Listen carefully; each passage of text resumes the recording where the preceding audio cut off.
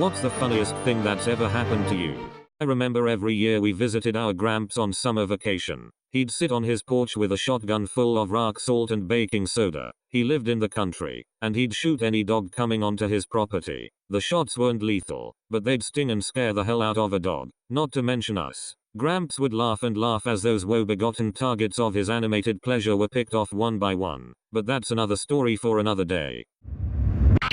I didn't find it very funny, but everyone else did. It was over a year ago, in grade 11 English class. I was trying to open a bottle of white glue and there was a black thing in the center. You had to press down on it to break it open. So I took a pencil with my left hand, while firmly holding the bottle with my right. And then I pressed the pencil down to break the seal, and when I did, I guess I was holding the bottle too tightly because it blew up and glue went flying everywhere. I got some all over my face, my clothes and my shoes. Years ago I was hiking through the woods at Mt. St. Helens. I had come upon this narrow dirt logging road and was using it for access to get further towards my destination. There were thick bushes lining either side of the road. I was looking down, deep in thought, when suddenly I heard a rustling in the brush on my right side. As soon as I looked up, there was this huge black bear coming out of the bushes not 4 feet in front of me. It stopped. I stopped. It turned its head and looked me straight in the eye. My heart went into my throat. From the bottom of my gut I screamed like a schoolgirl, while at the same time raising my walking stick out in front of me. I accidentally bopped the bear right on its nose. All I could think about was, this is how I'm going to die. Eaten by a bear. I had just pissed off. The bear jerked back slightly, then stood there, reared its head back and gave me this WTF look. Turned its head slightly sideways, scrunched its eyebrows, then faced forward and nonchalantly continued to cross the road, as if nothing had happened. I was frozen, still holding my walking stick out in front of me as that bear disappeared into the brush.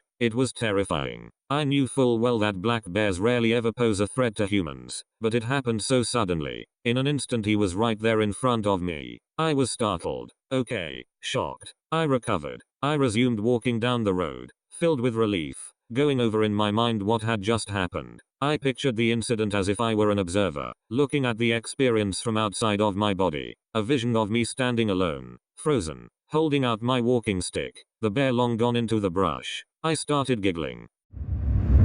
I met this gorgeous girl, Marcy, at the Jersey Shore one night in the late 1970s. We were both young, in our late teens. We really hit it off immediately, which is good, because we were at the beach. We end up having an amazing night together at her beach place, which turned out to be her parents' place. Well, we wake up the next morning to some noise and she said, "Oh my god, it's my parents. You're gonna have to crawl out the window." So I did. Luckily it was a 1-floor place. I made my way back to where my friends were staying and we took off back to the Philly suburbs. And that was that. I had no phone number to call her, no internet in those days either. Fast forward to the mid-1990s and I'm back in the same little beach town in the heat of the summer. Anyways, who do I run into in a little beach bar but Marcy? I was like, OMG, this is great. She still looked good. She remembered me immediately. We end up back at her place, except this time, it's the 2nd floor. Of course, we end up in bed. It was a great night. Next thing you know, it's 4 a.m.